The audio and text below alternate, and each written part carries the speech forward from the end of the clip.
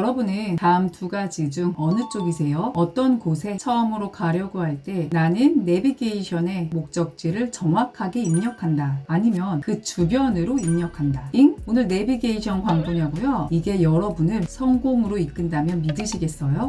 안녕하세요. 둥이변리사 둥변입니다. 오늘은 과정은 다 다르지만 결국 마침내 해내는 사람들의 원칙에 대한 책을 가져왔어요. 2번 이상 둥이변리사가 읽은 책, 오늘의 두둥책은 앨런 피즈와 바바라 피즈의 결국 해내는 사람들의 원칙입니다. 이 책은 성공하는 사람들의 공통된 행동 양식과 사고방식을 체계적으로 분석한 책인데요. 단순히 이론적으로 성공 원칙을 설명하는 것이 아니라 실제 적용할 수 있는 실용적인 방법들도 함께 제시하기에 저에게 아주 유용했어요. 이 책의 저자인 앨런 피즈와 바바라 피즈는 부부인데요. 관계학 분야에서 가장 성공한 작가들이에요. 이들의 책은 100개 넘는 나라에서 베스트셀러가 되었고 3천만 부 이상 판매되었을 정도니까요. 이들 부부는 정부와 기업을 대상으로 의사소통과 동기부여, 리더십을 교육하고 강연하는 컨설턴트이기도 합니다. 여러분, 어떻게 해야 인생에서 원하는 것을 얻을 수 있을 것 같나요? 맞아요. 우선 아이디어나 생각의 우선순위를 매기고 인생의 주도권을 타인이 아니라 스스로 잡고 중간중간 닥치는 난관을 극복하고 내가 선택한 길을 궤도에서 이탈하지 않고 뚝심 있게 고수하는 것. 여러분이 생각하는 이것들이 바로 이 책에서 얘기하는 원하는 것을 얻기 위한 방법이며 결국 해내는 사람들의 공통적인 원칙이라고 합니다. 그러면서 16가지 챕터로 나누며 세부적인 방법을 소개하고 있는데요. 그 중에서 오늘 말씀드릴 부분은 최신 뇌과학이 밝혀낸 성공의 비밀과 직접 관련된 부분이에요. 바로 망상활성계, 일명 라스에 대한 이야기랍니다. 자기개발, 동기부여에 관심 있다면 한 번쯤 이런 얘기 들어보셨을 거예요. 생생하게 상상하면 이루어진다. 상상만으로 목표를 달성한다. 생각이 현실을 창조한다. 일찍이 성공학의 거장이라 불리는 나폴레온 힐 역시 마음이 무엇을 품고 무엇을 믿든 몸이 그것을 현실로 이룬다고 강조하기도 했죠. 그런데요, 진짜 그럴까요? 만약 그렇다면 어떤 이유로 그런 걸까요? 나폴레온 힐이 이 말을 했을 당시는 이를 증명할 의학 기술, 과학적 장치가 없었어요. 그냥 그의 경험이나 성공한 사람들의 행동을 보고 유추했던 것인데요. 하지만 최근 들어 과학이 발전을 하다 보니 생생하게 상상하면 진짜 이루어지는 바로 그 이유를 밝힐 수 있었답니다. 조금 눈치채셨죠? 바로 망상활성계가 그 이유인데요. 망상활성계는 포유류 뇌의 한 영역으로 척수를 타고 올라오는 감각 정보를 취사 선택해서 배뇌 피질로 보내는 신경망을 말해요. 과학계가 처음 망상활성계에 눈을 뜬 건 1949년 이탈리아 피사 대학교의 모루치와 마군이 뇌의 수면 각성 메커니즘을 조절하는 신경 성분을 연구한 데서 비롯되었는데요. 이 연구는 망상활성계의 발견으로 이어졌답니다. 사실 너무 어렵기에 결론만 말하자면 망상활성계는 어떤 정보를 뇌로 보내고 어떤 정보를 무시할지 결정한다는 것을 알아냈어요. 마치 뇌의 관제센터 또는 뇌의 게이트키퍼 역할을 하는 것처럼요. 그렇게 원하는 것을 생생하게 상상한다면 뇌의 관제센터인 망상활성계는 그 원하는 것에 대해 더 집중하고 그것을 이루기 위한 방법을 더 적극적으로 찾아주다 보니 결국 진짜 이루어지게 되는 것이에요. 저는 특히 망상활성계는 GPS와 검색 엔진이 있다는 표현이 정말 와닿았는데요. GPS 다들 아시죠? 목적지를 입력하면 길을 안내해 주잖아요. GPS가 길을 안내해 주기도 하지만 중간에 엉뚱한 길로 빠져도 다시 정상 궤도로 안내하면서 길을 되찾아갈 수 있게 해주기도 하죠. 그러면서 결국 어떻게든 목적지로 우리를 이끌고요. 이처럼 망상활성계에 우리의 목표를 입력하면 우리가 원하는 곳, 그러니까 목표 달성으로 데려다줘요. 그런데 중간중간 목표를 향해 한 걸음씩 가는 길에 살짝 틀어질 수 있죠. 그래도 괜찮답니다. 목표가 명확하게 수립되어 있다면 망상활성계의 GPS 기능이 이탈된 경로를 다시 바로 잡아주면서 결국 목표 달성으로 이끄니까요. 여기서 저는 갑자기 키즈카페 키즈카페의 경험이 떠오르더라고요. 쌍둥이 아들 엄마로 키즈카페는 아이들의 넘치는 에너지를 소비하기 위해 자주 갈 수밖에 없는데요. 키즈카페에는 다 고만고만한 나이 또래의 아이들이 많기에 키와 체격이 비슷하고 엄마라고 부르는 소리들도 왜 이리 다 비슷하던지요. 그래도 정말 신기한 건 그 많은 아이들 속에서도 우리 아이들은 금방 찾을 수 있더라고요. 제 머릿속에 아이들의 정보가 많이 입력되어 있다 보니 이렇게 금방 찾게 되는 거겠죠? 아이들뿐만 아니라 정보를 찾는 것도 마찬가지인데요. 특정 브랜드의 가방이나 옷, 차를 사야겠다고 마음먹고 거리에 나가보면 그동안 보이지 않던 가방, 옷, 차가 그리 잘 보이던지요. 쉽게 예를 들어 BMW 신형 모델로 차를 바꾸고 싶다고 마음먹고 나면 왜 신기하게 도로에서 그 모델이 자주 보이게 될까요? 갑자기 그 모델이 초대박이 나서 사람들이 많이 사서 그럴까요? 아니죠. 망상활성계가 뛰어난 필터링 능력을 통해 그 BMW 모델을 내 눈에 많이 보이게 하는 거랍니다. 그렇게 목표를 정해놓고 그 목표를 계속 생각한다면 목표를 이룰 수 있는 방법들이 찾아지는 거랍니다. 이전에는 보이지 않았던 방법들도 갑자기 눈에 들어오고요. 그렇다면 망상활성계는 어떤 정보에 1순위로 반응할까요? 익숙한 것, 생존을 위협하는 것, 그리고 당장 알아야 할 정보에 우선적으로 반응해요. 그래서 원하는 목표를 분명히 해야 하는 거예요. 목표를 분명히 할수록 목표를 이루기 위해 당장 알아야 할 정보에 망상활성계가 우선 반응하니까요. 막연한 목표를 세운다면 오히려 망상활성계가 헤맬 수도 있어요. 내비게이션에 정확한 장소를 입력해야지 애매하게 지역만 입력한다면 유턴을 못해서 좌회전이 안 되어서 다 와서 더 멀리 돌아가기도 해봤잖아요. 그렇게 정확하고 명확한 목표를 세우는 것이 중요하답니다. 이건 지난번에도 말씀드렸죠. 그냥 100억 부자가 되고 싶다가 아니라 45살까지 부동산업으로 월 최소 10억 이상을 버는 부자가 되고 싶다. 이렇게 구체적이고 명확하게 목표를 세워야 한다는 것을요. 목표를 명확히 한다면 상상도 못 해본 능력이 발휘될 수 있답니다. 마치 목표 달성을 위한 정보 수집 초능력이 생긴 것처럼요. 마지막으로 한 말씀만 더 드리고 오늘 영상을 마칠게요. 망상활성계는 축복이 될 수도 있지만 저주가 될 수도 있어요. 이건 마치 위기에서 위험을 볼 것인가 아니면 기회를 볼 것인가와 비슷한데요. 이런 말이 있죠. 많은 사람들이 목표 설정은 잘하지만 목표를 달성하는 사람은 아주 적다. 그건 목표를 설정하는 것은 의식적인 영역에서 이루어지고 목표에 도달하는 것은 무의식적인 영역에서 이루어지기 때문이에요. 무의식과 의식이 만나면 언제나 무의식이 이기거든요. 예외 없어요. 백전백승이랍니다. 그렇게 구체적이고 반복적인 생각을 통해 여러분의 무의식에 목표를 선명하게 명확하게 새겨보세요. 처음에는 느끼지 못하겠지만 분명 그 무의식이 여러분을 성공으로 이끌어 줄 것이랍니다. 목표 달성을 위해 망상활성계를 여러분의 편으로 만드시기를 바랍니다. 오늘 내가 많이 품고 있는 그 생각대로 나의 미래가 만들어지니까요. 지금까지 둥이별리사 둥변이었습니다. 오늘도 원하는 것에만 집중하는 하루, 행복한 하루 보내세요. 감사합니다.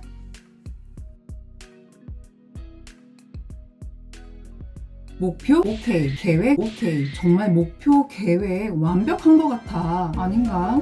안녕하세요. 둥이별리사 둥변입니다. 2번 이상 둥이별리사가 읽은 책, 오늘의 두둥책은 지난번 영상에 이어서 앨런 피즈와 바바라 피즈의 결국 해내는 사람들의 원칙입니다. 이 책은 실제 적용할 수 있는 성공하는 사람들의 공통된 행동 양식을 16가지 챕터로 나눠서 말한다고 말씀드렸는데요. 지난번에는 최신 뇌과학을 통해 밝혀진 망상활성계에 대해서 나눴고, 오늘은 누가 뭐라고 하든 밀고 나가라에 대한 이야기를 나눠보려고 해요. 여러분, 목표 달성 과정에서 가장 힘든 부분이 뭘까요? 시작일까요? 물론 시작하기 위한 첫 발걸음을 떼는 것도 정말 힘들죠. 하지만 더 힘든 부분이 있답니다. 그건 바로 시작을 한 후 계획을 끝까지 밀고 나가는 것인데요. 이 책에서도 이것이 누구에게나 가장 어렵다고 해요. 생각해보세요. 명확한 목표가 정해졌고 데드라인을 명시한 계획까지 수립했고 이제 시작하기 위해 이 결심을 주변 사람들에게 알리는 순간 무슨 일이 벌어질 것 같으세요? 와, 정말 대단한 대단한 계획이다. 꼭 잘 될 거야. 이런 얘기를 들으면 좋겠지만 이런 말 들을 확률은 10% 아니 1%도 안 될 거예요. 아마 주변 사람들이 뜯어말리지 않을까요? 지금 이걸 하기에 너무 늦었어. 그 시장은 지금 포화야. 왜 경기도 안 좋은 이런 시기에 애 키우면서 그걸 어떻게 하게 등등. 그런데 또 이런 얘기를 듣다 보면 왜 명확해 보였던 목표와 계획이 막연해 보이고 주변 사람들 말처럼 굳이 지금 도전하는 게 무모하게 느껴지는지요. 사실 여기에 대해서는 제가 정말 할 얘기가 많은데요. 석사 과정이 끝나갈 즈음 부모님께서는 제가 당연하게 박사 과정으로 갈 거라고 생각하셨어요. 삼수로 방황 아닌 방황을 했었기에 진로에 대한 방황은 이제 더 이상 없을 줄 아셨던 거죠. 그런데 갑자기 뜬금없이 28살 봄에 저는 부모님께 통보를 했답니다. 앞으로 2년 동안은 변리사 시험을 준비할 거예요. 엄마는 원래 제가 어떤 선택을 해도 믿고 지원을 해주셨기에 놀라시긴 했지만 그래도 잘해보라고 말씀을 해주셨는데 아빠는 달랐어요.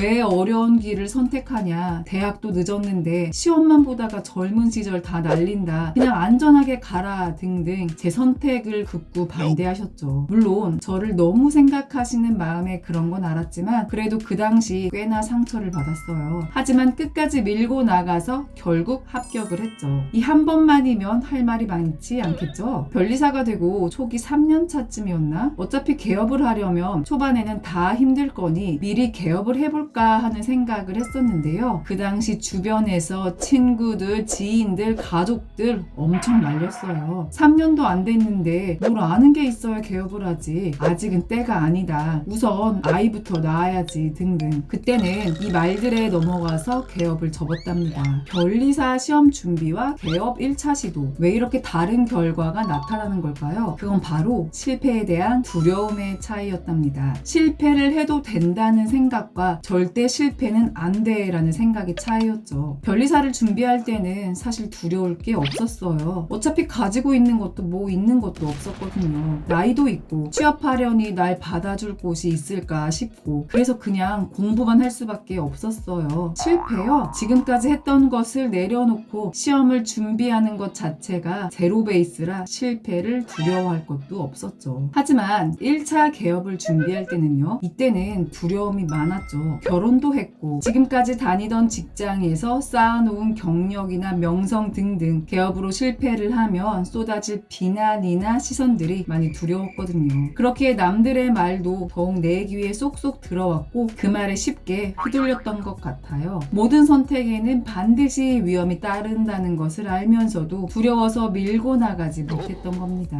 해리포터의 저자 조앤 롤링 얘기를 안 할 수 없는데요. 그녀는 이혼 후 가난, 우울, 자살 충동에 시달렸지만 어린 딸에게 읽어줄 동화를 직접 썼죠. 이렇게 쓴 원고는 무려 12번이나 거절당했지만 13번째로 찾아간 블룸즈버리 출판사에서 겨우겨우 초판 500부를 찍을 수 있었답니다. 그리고 이렇게 탄생된 책이 바로 해리포터로 그녀를 세계 최초로 억만장자 작가에 오르게 해주었어요. 그녀는 2008년 하버드대 연설에서 실패에 대해 이렇게 이야기했는데요. 해리포터 시리즈를 12군데의 출판사에서 퇴짜 맞았다. 어떤 일에도 실패하지 않고 살기란 불가능하다. 너무 조심스럽다 못해 아예 사는 것 자체를 포기하지 않는다면 실패는 피할 수 없다. 과연 하워드 슐츠가 은행과 투자자들로부터 무려 242번이나 거절당했다고 꿈을 접었다면 지금의 스타벅스가 있을까요? 과연 월트 디즈니의 테마파크 아이디어가 300차례 넘는 보류 끝에 그대로 사장되었다면 현재의 디즈니랜드가 있을까요? 실패를 하더라도 두려워하지 말고 내가 하고자 계획한 바를 끝까지 밀고 나가야 한답니다. 두 결과가 달랐던 또 하나의 이유가 있는데요. 바로 주변 사람들이었어요. 변리사를 준비할 때는 시험 준비 사실을 아주 소수에게만 털어놨어요. 가족과 실험실에서 같이 학위했던 동료들에게만요. 그래서 시험 준비 반대 세력이 아주 많지는 않았어요. 제 결정을 조종할 타인의 수 자체가 많지 않았기에 제 스스로 마인드 컨트롤만 잘한다면 충분히 타인의 조종을 넘어설 수 있었어요. 그럼 개업을 준비할 때는요. 그때는 변리사 동기부터 같은 회사의 동료, 직장 생활을 하던 지인들까지 수많은 사람들에게 넌지시 이야기를 했었고 그들 모두 개업을 뜯어말렸어요. 그러니까 개업 반대 세력이 엄청 많았던 거죠. 게다가 그들은 나보다 경험이 많기도 했고 나보다 더 잘 나가기도 했기에 그들의 말에 더 귀를 기울이게 되었던 것 같아요. 그렇게 타인에게 제가 조종당한 거죠.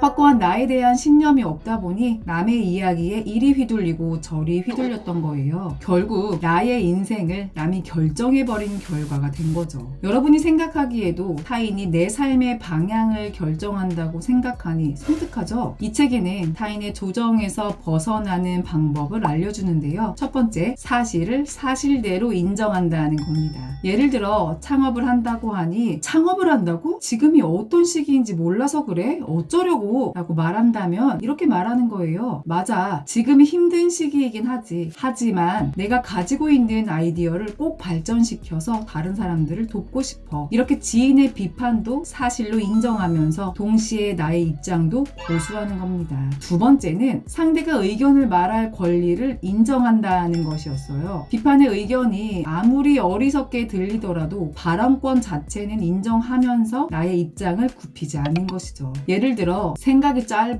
지금 개업을 한다고 돈을 벌겠어? 라고 다소 무례하게 말을 하더라도 지금 당장은 내 생각이 짧을 수 있어. 물론 돈 때문에 조금 힘들 수 있겠지. 그래도 저축도 해놓았고 그걸 버틸 준비가 되어 있으니 나는 도전을 하고 싶은 거야. 라고 대응하는 겁니다. 결국 타인의 의견에 대해 선공감을 하는 것이 중요하다는 거예요. 보통 충고를 해준다고들 하지만 기분 나쁘게 대화가 끝나기 마련이잖아요. 그냥 감정 싸움으로 번지는 것을 막으면서 그들의 의견 중 받아들일 것은 받아들이고 버릴 것은 버리면서 나의 목표대로 나의 계획대로 끝까지 밀고 나갈 수 있게 되는 겁니다. 이렇게 간단한 방법만으로 남의 의견에 휘둘리지 않으면서 내 계획을 끝까지 밀고 나갈 수 있어요. 마지막으로 한 말씀만 더 드리고 오늘 영상을 마치려고 해요. 내가 내 꿈에 겁먹지 않는 한 지나치게 큰 꿈이란 없어요. 다른 사람의 말에 휘둘리지 않고 내 결심대로 밀고 나간다면 꿈은 기필코 이루어진답니다. 만약 누군가 내 꿈을 반박하는 이야기를 한다면요, 괜히 그 사람과 싸우면서 나의 기력을 낭비할 필요가 없어요. 그 누군가의 말 역시 인정해주되 원래의 내 꿈을 위해 더 행동하는 것이 답이랍니다. 그리고 또 하나, 남들의 밀어내기 신공에도 꿋꿋하게 버티기 위해서는 시작이 초라해도 중간에 실패해도 그럼에도 불구하고 한 번 더 실행하는 것 잊지 마시고요. 지금까지 둥이별리사 둥변이었습니다. 오늘도 원하는 것에만 집중하는 하루, 행복한 하루 보내세요. 감사합니다. 여러분 지금 무슨 일을 하고 계세요? 어떤 방법으로 어떻게 그 일을 하고 있나요? 아니 여러분 왜 그 일을 하고 계신가요? 우리는 무슨 일, 어떤 방법에 무게를 두고 있지만 사실 그것보다 더 중요한 건 이거죠. 바로 Y요. 안녕하세요. 둥이별리사 둥변입니다. 2번 이상 둥이별리사가 읽은 책, 오늘의 두둥책은 사이먼 사이넥의 Start with Why입니다. 이 책의 저자인 사이먼 사이넥은 테드 강연으로 유명해졌는데요. 2009년 테드톡스 첫 강연에서 Why의 중요성을 알리면서 주목을 받았어요. 이후 기업 경영과 리더십에 관하여 혁신적인 관점으로 강연과 컨설팅을 하고 있으며 현재 세계 최고의 싱크탱크로 꼽히는 랜드 연구소 개건 연구원이기도 해요. 그는 직업이나 일에는 아무 문제가 없었지만 더 이상 일에서 흥미를 느끼지 못해 헤매고 있을 때 열정을 불태울 방법을 찾기 위해 스스로 노력했고 그 과정에서 Y를 발견했어요. 그 전까지만 해도 적당한 수입에 살만했음에도 전혀 행복하지 않고 성취감도 느낄 수 없었는데 Y를 발견한 후로 큰 열정을 느끼고 바뀐 인생을 살 수 있게 되면서 이 Y의 중요성을 많은 사람에게 전하기로 했는데요. 생각해보세요. 앞에 질문 드렸던 것처럼 내가 무슨 일을 하거나 어떻게 일을 하는지에는 신경 쓰지만 내가 이 일을 왜 해야 하는지는 거의 신경 쓰지 않잖아요. 예를 들어 회사에서 시키니까 그냥 마지못해 하는 거지. 뭐 이런 경우 꽤 많죠. 이처럼 대부분의 사람들은 무엇, 어떻게는 말하지만 왜는 거의 말하지 않아요. 하지만 지속 가능하고 진정으로 의미 있는 성과를 이루기 위해서는 무조건 Y가 기반이 되어야 한다고 합니다. 여러분은 세상을 바꾼 사람들의 공통점이 뭐라고 생각하세요? 저자는 라이트 형제, 스티브 잡스의 애플, 마틴 루터 킹 목사 등의 예시를 나열하며 세상을 바꾼 사람들은 누군가에게 열의를 불어넣는다는 공통점이 있다고 얘기했어요. 규모나 업계를 막론하고 그들은 같은 방식으로 사고하고 의사를 전달하면서 다른 이들에게 열의를 준다는 거였는데요. 이게 바로 저자가 발견한 Y와 큰 연관이 있답니다. 저자는 누군가의 행동에 영향을 주는 방법은 딱 두 개뿐이라고 말했어요. 바로 조종과 열이요. 조종은 단기간에 효과적이기 때문에 오늘날 표준으로 자리 잡았어요. 하지만 어떠한 조직의 주된 행동 방식이 조종이라면 결국 그들은 흔들리거나 심하면 붕괴할 수밖에 없어요. 시키는 것만 하다 보면 흥미도 의욕도 사라지기 마련이잖아요. 이럴 때 필요한 것이 열의인데 이 열의와 연결된 게 바로 Y예요. 이 책은 이렇게 Y를 발견한 이야기부터 시작해서 총 6개의 부, 14개의 챕터로 구성되어 있어요. 그중 제가 영감을 받은 부분은 2부에 있는 남다른 성과를 이룬 조직의 원리인데요. 사이먼 사이넥이 테드 강연으로 핫해진 이유가 바로 이 2부에서 나오는 골든 서클 때문이기도 하고 성과를 내는 조직을 운영하고 싶다는 저의 바람 때문이기도 해요. 황금비라고 들어보셨어요? 1대 1.61804 정도의 비율인데 대부분의 학문에 적용할 수 있다는 이유로 수많은 수학자, 생물학자, 건축가, 예술가 등이 이 황금비에 매혹되었었죠. 골든서클은 바로 이 황금비에서 따온 개념이랍니다. 골든서클을 이루는 why, how, what이 황금비처럼 대부분의 개인과 조직에 적용되기 때문이에요. 이 그림처럼 서클의 가장 안쪽에 where라는 why가 있어요. 이유뿐만 아니라 일의 목적이나 대의, 신념을 뜻하기도 하죠. 그렇기에 기업체의 가치관, 비전, 경영이념, 존재, 이유 등이 여기에 해당돼요. Y는 내가 왜 이 일을 해야 하는가에 대한 근본적인 믿음과 명확한 신념에 대해 고민하게 합니다. 그 다음은 어떻게에 해당하는 how예요. 서클의 중간에 위치하는데요. Y를 통해 이 일을 왜 하는지 이유를 알았다면 그 다음은 행동으로 옮겨야 하겠죠. 그 방법과 과정을 나타낸 게 how예요. 신념을 실현할 때 적용하는 행동 원칙, 미션 등이 해당되죠. 마지막 서클의 가장자리는 무엇을 뜻하는 what이에요. Why와 how를 통한 실천 결과를 말해요. 결과로 나온 나의 말과 행동, 기업으로 치면 실제 제공하는 제품이나 서비스 같은 건데요. 가장 외부적인 요소이기에 고객이 쉽게 인식할 수 있는 부분이랍니다. 그런데 이게 우리에게 무슨 영향을 끼치냐고요? 이 골든서클은 우리의 결정에 중대한 영향을 미치는데요. 지금부터는 생물학적인 이야기를 조금 해볼게요. 저자는 골든서클의 구조가 뇌의 3중 구조와 정확하게 일치한다고 말해요. 뇌의 심피질은 대뇌피질 중 가장 최근에 분화했는데요. 심피질은 논리적이고 이성적이고 분석적인 생각과 언어를 담당한답니다. 이 심피질은 what에 대응되고요. 가운데 두 원은 신뢰감과 충성심 등 감정을 담당하는 변연계에 대응되는데요. 변연계는 모든 행동과 의사 결정을 주관하지만 언어를 처리하지는 못해요. 즉 감정을 주관하는 뇌 부위에는 언어 능력이 없다는 거죠. 그래서 감정을 정확하게 말로 표현하는 것이 정말 어려운 거랍니다. 광고에도 나왔던 참 좋은데 설명할 방법이 없네 라고 하는 게 괜히 나온 게 아니라는 거죠. 내가 누군가와 사랑에 빠졌는데 그 이유를 언어로 딱 집어서 구체화하기 어렵잖아요. 마음이 끌려서 어떤 결정을 했는데 그 이유를 딱 집어서 설명하기 어렵고요. 이렇게 우리는 이성적이고 논리적으로 결정을 내린다고 생각하지만 결국은 변연계, Y가 우리의 선택을 결정할 때가 많은데요. 저자의 말에 따르면 사람들은 what이 아니라 Y로 인해 구매를 결정한다고 합니다. 사실과 자료가 충분할 때도 그저 직감에 따라 사실과 자료와는 다른 결정을 할 수도 있다는 건데요. 이렇게 보니 딱 애플이 떠오르지 않으세요? 괜히 감성의 애플이라고 하는 게 아니겠죠? 저자도 같은 생각이었는지 이 책에서 애플에 대한 얘기를 굉장히 많이 해요. 컴퓨터를 판매하는 대부분의 회사들은 what으로 시작해요. 예를 들면 이렇게요. 우리는 뛰어난 컴퓨터를 만듭니다. 디자인이 아름답고 다루기 쉬운 사용자 친화적 제품입니다. 하나 사시겠습니까? 그렇다면 애플은요? 애플은 Y로 시작해요. 예를 들면 이런 식으로요. 우리는 무엇을 하든 현실에 도전하고자 합니다. 우리는 다르게 생각하는 삶의 가치를 믿습니다. 그래서 디자인이 아름답고 다루기 쉬운 사용자 사용자 친화적 제품으로 현실에 도전합니다. 그 결과 우리는 뛰어난 컴퓨터를 만들었습니다. 하나 사시겠습니까? 둘의 차이가 느껴지나요? Y가 있고 없고의 차이죠.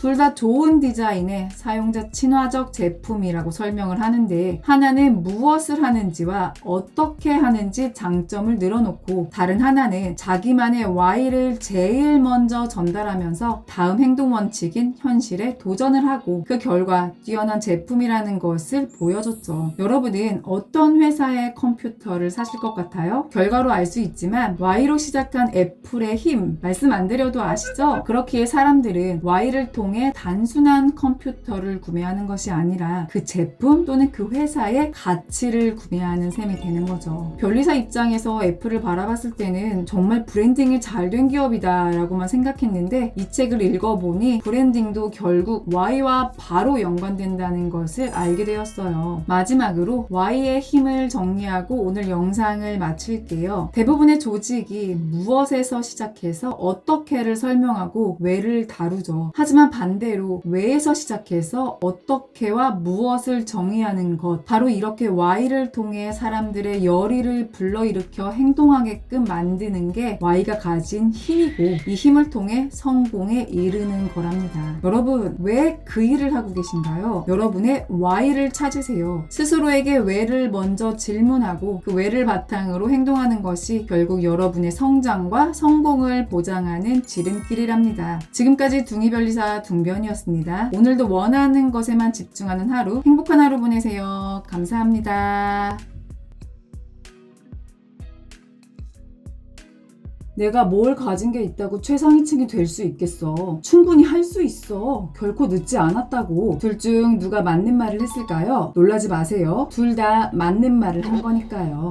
안녕하세요. 둥이변리사 둥변입니다. 2번 이상 둥이변리사가 읽은 책, 오늘의 두둥책은 밥 프록터의 부의 원리입니다. 이 책의 저자인 밥 프록터는 자기계발서를 읽어보신 분들은 한 번쯤 들어보셨을 텐데요. 그는 자기계발의 구루이자 성공 철학의 대가입니다. 그는 2022년 세상을 떠나기 전까지 약 40년 넘게 세계 수천만 사람들에게 부에 대한 가르침을 전한 강연가이자 작가, 사업가였어요. 5년 전까지만 해도 저자의 책 위대한 발견이 절판되어 중고서적이 약 30만 원에 거래되기도 했었는데, 이제는 위대한 발견에 있는 내용뿐만 아니라 저자의 강연에서만 들을 수 있는 부의 원리를 책으로 만나볼 수 있게 되었네요. 이 책의 제목은 부의 원리죠. 하지만 부제는 이 책은 돈에 관한 이야기가 아니다 인데요. 부의 원리에 관한 책이지만 돈에 관한 이야기가 아니다. 뭔가 아이러니하죠. 왜냐하면 이 책은 직접 돈을 버는 방법에 대한 내용이 아니라 그것보다 더 중요한 것, 즉 돈을 벌 수 있는 마인드셋에 관한 내용이기 때문이에요. 부의 창출은 운이나 환경과는 상관없이 오직 생각하는 방식, 마인드에서 비롯된다는 것이 저자가 가장 강조한 원리랍니다. 구체적으로 이 책은 1장 돈은 목표가 아니다 부터 시작하여 내면의 거대한 잠재력을 깨우자, 믿음의 크기가 부의 크기다, 시간관리라는 환상에서 벗어나라, 가난한 패러다임에서 벗어나라를 포함하여 총 9개의 챕터로 이루어져 있어요. 이 중에서 제가 여러분과 나누고 싶은 부분은 바로 1장에 있는 돈은 목표가 아니다 라는 부분입니다. 여러분의 인생의 목표는 무엇인가요? 학생 때 목표가 뭐니? 라고 물어보면 장래 되고 싶은 사람을 말하죠. 주로 직업을 말하곤 했는데요. 크리에이터가 될 거예요. 변리사가 될 거예요. 의사가 될 거예요. 등등. 그리고 직장을 가진 후 같은 질문을 하면 아마 이런 답을 가장 많이 들었을 거예요. 돈 벌어서 부자 되는 게 목표예요. 그럼 여기에서 조금 더 나아가 얼만큼 돈을 더 벌고 싶으세요? 왜 부자가 되고 싶어요? 라고 물으면 그냥 돈이 많으면 좋잖아요. 돈은 많으면 많을수록 좋은 거 아닌가요? 이렇게 말하지 않으셨나요? 이게 바로 30대 중반까지 딱 제 얘기인데요. 지금보다 돈을 더 버는 게 목표는 맞는데 얼마큼 더 벌고 싶은지, 왜 부자가 되고 싶은지 딱 집어서 말할 수 없었어요. 그냥 돈을 더 벌어서 강남 아파트로 이사가고 해외여행도 자주 다니면서 남들이 알아주는 외제차도 타고 지금보다는 덜 치열하게 적당히 일하고 싶다는 생각을 막연하게 했을 뿐 왜 부자가 되고 싶은지 딱 집어서 말을 못했었죠. 이게 잘못된 것일까요? 대부분의 사람들이 그렇듯 돈을 추구하는 것이 그럴까요? 사실 답은 없어요. 하지만 이렇게 생각하는 저 같은 사람이 세상에 많은 탓인지 저자는 1장부터 돈은 목표가 아니다 라고 강조했어요. 저자는 나폴레온 힐의 생각하라 그리고 부자가 되어라를 1961년 처음 접한 이래 세상을 떠나기 전까지 반복해서 읽었다고 하는데요. 이 책을 통해 부창출의 열쇠 중 하나는 돈은 목표가 아님을 이해하는 것이라는 걸 깨달았다고 하죠. 즉 돈을 번다는 것은 돈에 집중하는 것이 아니라 마음가짐, 태도, 생각하는 방식이라는 것을 알게 되었다고 합니다. 돈으로 행복을 살 수 없다. 여러분은 이 말을 어떻게 생각하세요? 저는 돈으로 행복은 살 수 없지만 불행은 90% 이상 막을 수 있다고 생각했었는데요. 저자는 이 말은 자신이 들어본 말 중 가장 황당한 말이라고 했어요. 당연히 돈으로 행복을 살 수도 없고 그건 돈이 하는 일이 아니라고 강조했죠. 돈이 할 수 있는 일은 더는 돈에 대해 생각할 필요가 없는 안락함을 주는 것이라고 덧붙이면서요. 사실 돈이라는 것이 우리에게 만족을 주지 못하잖아요. 1억이 있어도 10억을 부러워하고 10억이 있어도 100억을 부러워하고 아무리 돈이 많아도 우리는 돈이 없다고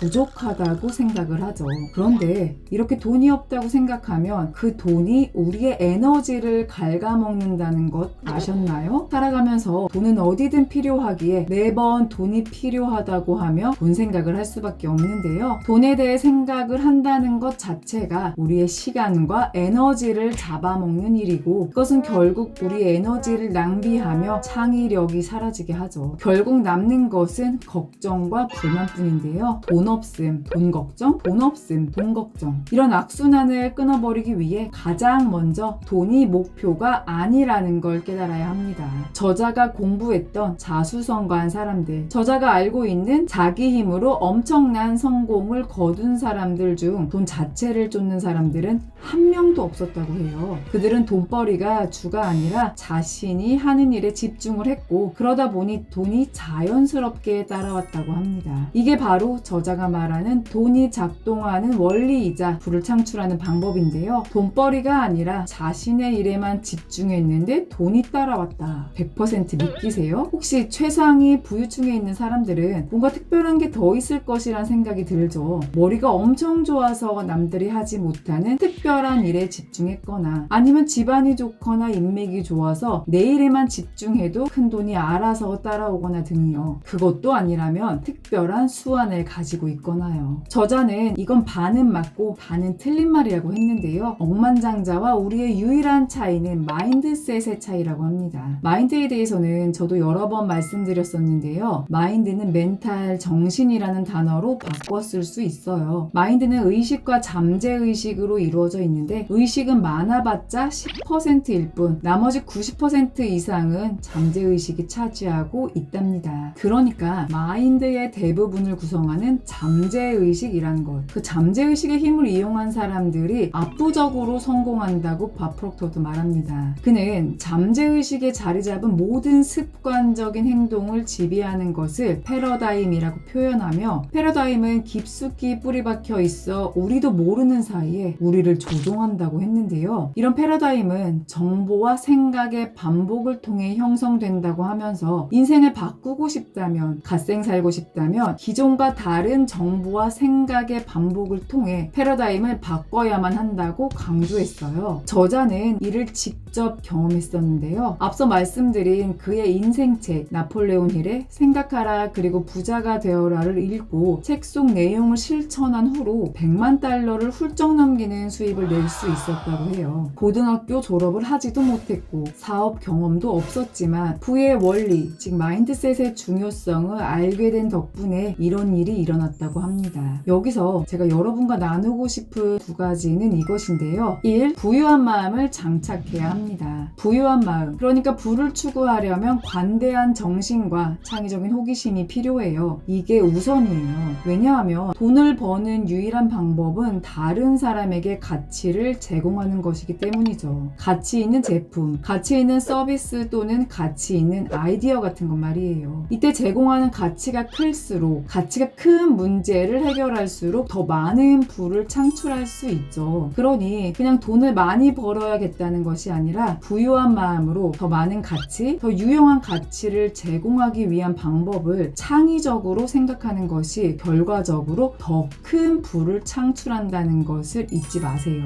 2. 스스로 부를 이룰 자격이 있다고 믿어야 합니다. 대부분의 사람들은 스스로 생각하고 싶은 것, 스스로 믿고 싶은 것을 믿는 대신 외부로부터 오는 영향이 자신의 내면을 좌우하게끔 방치하는데요. 이것이 바로 부를 창출하기 위해 조심해야 할 것입니다. 믿는 대로 보인다. 인생에서 일어나는 어떤 것이든 먼저 믿어야 그것이 현실에 나타난다. 이 말처럼 믿으면 보인다는 말을 실천하고 자신이 부를 얻을 자격이 있다고 믿어야 한답니다. 여러분, 이 세상에서 우리가 바꿀 수 있는 단 한 가지, 바로 자기 자신뿐이에요. 이 사실을 이해하고 시작해야 해요. 자기 자신 외에는 아무것도 바꿀 수 없어요. 우리를 둘러싼 상황이나 조건을 바꿀 수 없기에 우리는 그에 맞춰 나를 변화시켜 나아가야 하죠. 그러려면 내가 부를 창출할 수 있다는 강한 신념을 가져야 한답니다. 할 수 있다고 생각하는 것도 할 수 없다고 생각하는 것도 모두 맞다는 말 들어보셨죠? 맞아요. 내가 생각하는 대로 되는 겁니다. 스스로 할 수 없다고 전제하면 할 수 없는 이유가 수없이 많이 있어요. 하지만 할 수 있다고 생각하면 시작 안 할 이유가 없죠. 여러분은 어느 쪽을 택하실 건가요? 할 수 없는 이유를 논하는 모든 잡음에 귀를 기울이지 마세요. 할 수 있는 이유에만 집중하는 여러분 되시기를 바랍니다. 자신이 할 수 있는 이유에 집중하며 자신이 부를 이룰 자격이 있다고 믿을 때 더 가치 있는 것을 제공할 수 있는 아이디어와 타인을 향한 관대함도 나올 수 있답니다. 지금까지 둥이별리사 둥변이었습니다. 오늘도 원하는 것에만 집중하는 하루, 행복한 하루 보내세요. 감사합니다. 시간은 금이지. 시간을 잘 관리해야 한다고. 안녕하세요. 둥이별리사 둥변입니다. 2번 이상 둥이별리사가 읽은 책, 오늘의 두둥책은 지난번에 소개해드린 밥 프록터의 부의 원리입니다. 이 책은 자기계발서의 바이블 같은 책이기에 나누고 싶은 부분이 정말 많은데요. 지난번에는 1장 돈은 목표가 아니다에 대한 이야기를 나눴고, 오늘은 많은 사람들이 자주 얘기하는 시간 관리에 대한 이야기를 나눠보려고 합니다. 바로 5장의 시간 관리라는 환상에서 벗어나라 부분인데요. 사람들에게 유일하게 공평한 자원이 무엇일까요? 바로 시간이죠. 모든 사람들에게 하루 24시간이 주어지는 건 불변의 진리인데요. 그렇기에 그 시간을 얼마나 효율적으로 잘 사용하느냐가 성공으로 이끄느냐 아니냐를 결정지을 수 있답니다. 결과적으로도 시간을 잘 관리하는 사람들이 성공하고 부자가 되기도 했죠. 그런데 시간 관리라는 것이 과연 무엇일까요? 그냥 한정된 시간 속에서 빡빡하게 더 많은 일들을 우겨 넣어 더 많은 일을 하는 게 시간 관리일까요? 밥 프록터는 세상에 시간 관리라는 개념은 없다고 말해요.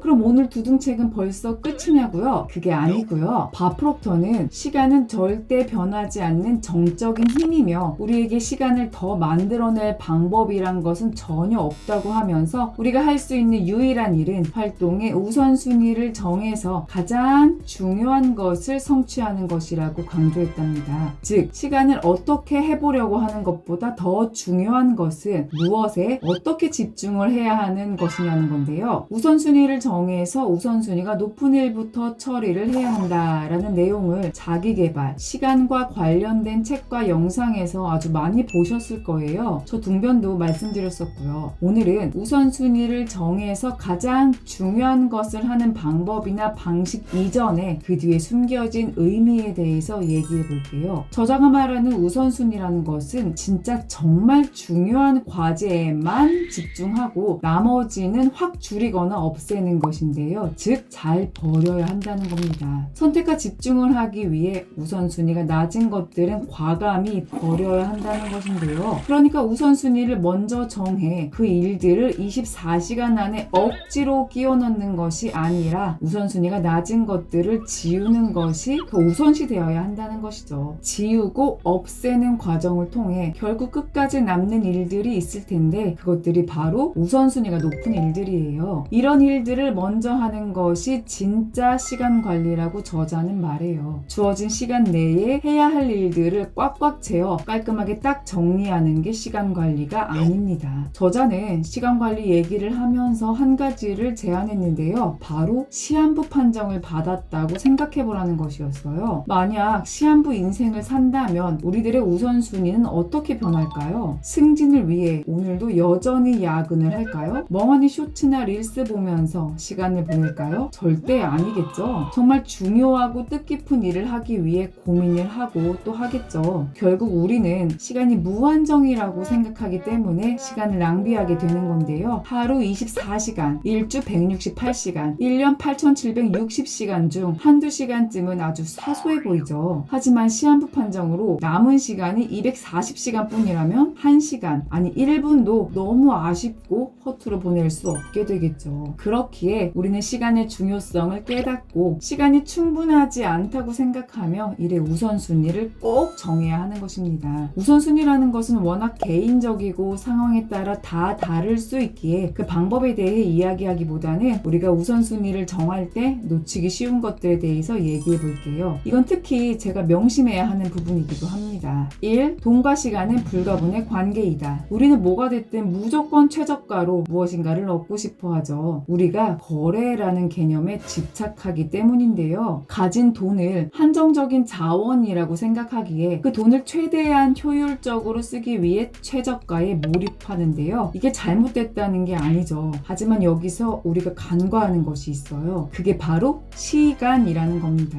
저자는 우리가 돈을 절약하려고 하는 활동의 대부분은 결핍과 한계의 마인드셋에서 나온다. 당장 몇 푼을 아꼈다는 뿌듯함에 소득 창출에 집중해서 얻을 수 있는 풍요를 놓치게 된다라고 하면서 기름값 조금 아끼기 위해 아주 멀리 있는 주유소까지 가거나 미심쩍은 수수료 1, 2달러에 항의하려고 카드사 직원과 몇십 분 넘게 통화하면서 시간을 소비하는 것이란 자신의 시간을 터무니없이 낮게 평가하고 있는 것이라고 했어요. 저도 이 부분을 읽자 곧바로 떠오른 경험이 있었는데요. 신혼 초에 남편과 일본 여행을 가서 그 당시에는 필수품이었던 휴족 시간을 몇 엔이라도 더 싸게 사려고 정말 이곳저곳을 돌아다녔는데요. 결국 사고 보니 몇십 엔, 그러니까 몇백 원 차이밖에 안 났는데 사방팔방을 다 돌아다녔던 것이었죠. 제가 만약 리셀러였다면 조금의 수익이라도 더 낼 수 있기에 그렇겠지만 그것도 아니었는데 정말 몇 푼을 아끼기 위해 너무 많은 시간을 소비해서 계획했던 곳을 가지 못하기도 했었어요. 이런 게 결핍과 한계의 마인드셋에서 나왔다니 충격이었는데요. 물론 절약하는 습관도 중요하죠. 하지만 가격 차이가 얼마 나지 않는다면 최저가 가격에 집착하는 게 아니라 시간을 더 우선으로 생각하고 그 시간을 활용해서 가치를 창출하는 습관을 장착해야 합니다. 돈과 시간은 함께 갈 수 없다는 것을 마음에 새기며 둘 중 더 가치 있는 일에 집중할 수 있도록 마인드셋을 정돈하세요. 2. 꼭 즉각적이지 않아도 된다. 우리는 보통 시간이 많이 드는 일이 중요한 일이라고 착각하고는 하는데요. 대표적인 게 이메일이나 메시지예요. 띵동, 까똑. 하루에도 몇 번씩 듣는 이메일이나 메시지의 알림 소리들인데요. 여러분은 이런 이메일이나 메시지에 대한 답변을 얼마나 빠르게 하시나요? 우리는 대개 즉각적인 소통, 실시간 정보 교환에 목숨을 걸죠. 그렇기에 이메일을 읽고 답하고 정리하는데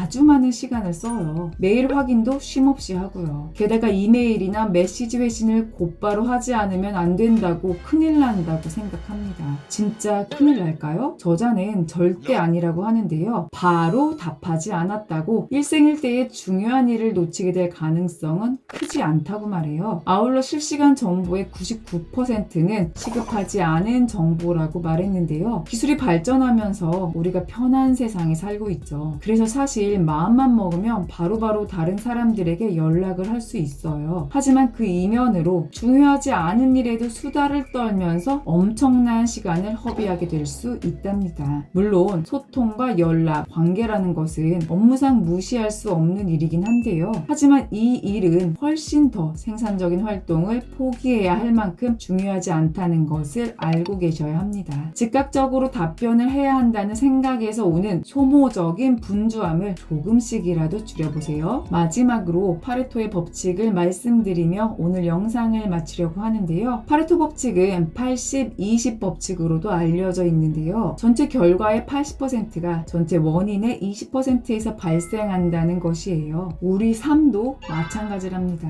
우리의 성과의 대부분을 만들어내는 20%의 활동은 분명히 있습니다. 그리고 그 활동을 찾아내는 것이 결국 우선순위가 높은 일을 찾는 행동이죠. 우선순위가 높은 일을 찾았다면 나머지 활동은 확 줄이세요. 버릴 수 있는 것이라면 과감하게 버리면 더 좋고요. 이런 20%의 일, 그러니까 우선순위가 높은 일을 찾을 때 돈과 시간은 같이 갈 수 없다는 것을 잊지 말고 꼭 즉각적이지 않더라도 괜찮다는 것을 잊지 마세요. 현명하게 선택과 집중을 통해 시간을 제대로 활용해서 성공에 한 걸음 더 다가가는 여러분이 되시기를 바랍니다. 지금까지 둥이별리사 둥변이었습니다. 오늘도 원하는 것에만 집중하는 하루, 행복한 하루 보내세요. 감사합니다.